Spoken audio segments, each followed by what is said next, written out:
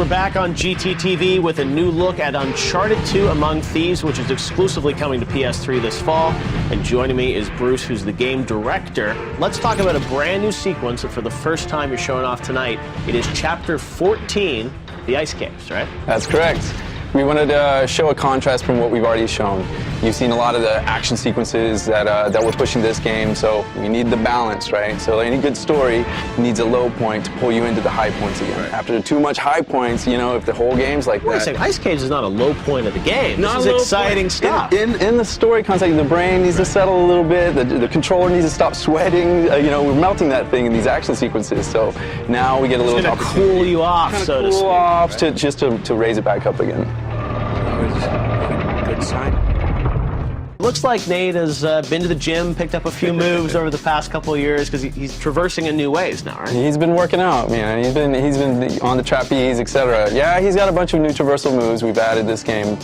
We have the ability to free climb now. We have hand-over-hand, monkey bar, brachiating, whatever, free swings. We've added a ton of new traversal mechanics to Drake's core set. A lot of ledges, right? And breaking ledges. Who knows which one's going to break or not? Watch out. It's always drama in the Uncharted world, right? That's kind of the interesting thing about Uncharted, though. I mean, as a character, like as a you know, something we want to do in like a movie is you always want to throw something at the protagonist, and then they have to have the skills to be able to overcome, right, whatever obstacle it is in front of them. And that's what we always try to do with Drake. And we want to give the player enough of those move sets and combat skills, etc., that you feel like you've got choice, you've got the ability to overcome these greater odds. Guess I'm doing it the hard way. First game, you had that sort of, you know, guidebook that you could open up, and it would, you know, put these columns this way. It would give you hints.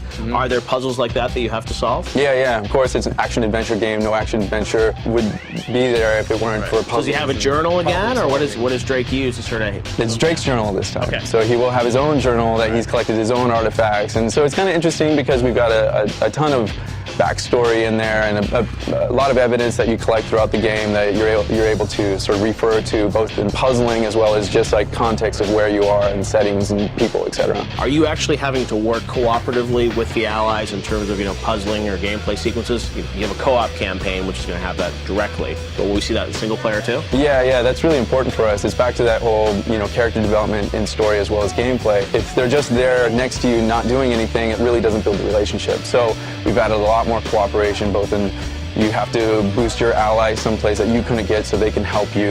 You have different flank routes that maybe they can take. Hopefully you see that this person's your friend, your ally, you build a relationship and you get to respect, like, hey, they're here for me, I really like this person, you know, that's what we want. Good reflexes. Yeah, optics. For people who played the first game, they know that you did have a bit of a twist towards the end there in terms of, you know, some characters coming in that you would never expect and whatnot. Can we expect sort of something similar? Because I think, you know, you guys got beat up a little bit about that people thought it was, you know, a little out there. Can't really talk about it, but, you know, just keep your eyes open. Around every corner, who knows what's lurking. Oh,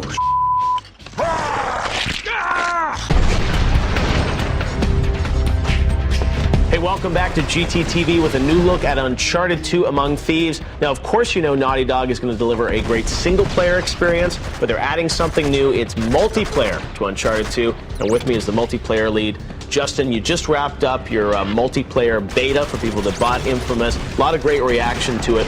Now, we've seen two maps, obviously, that folks are really excited about in the multiplayer beta. Tonight, you also have a new map that you're showing us, right? Sure. It's called Trainwreck, and it's a level that takes place where, you know, in the Smash train, it's similar to the single-player level that we have. Basically, has a ton of climbing up on top of train cars flipped over on top of each other. It's also got a snow element to it where it's kind of like a blizzard, so it's a little bit harder to see your targets.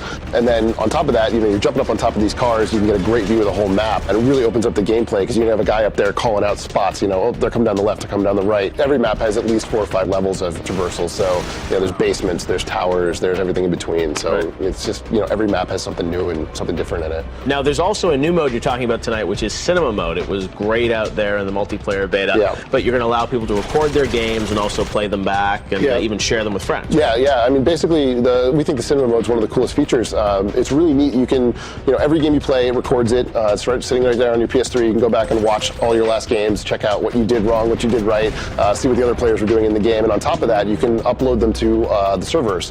And then when you go onto the Naughty Dog website, you're going to be able to actually go find other people's games, download them, and watch them on your PS3.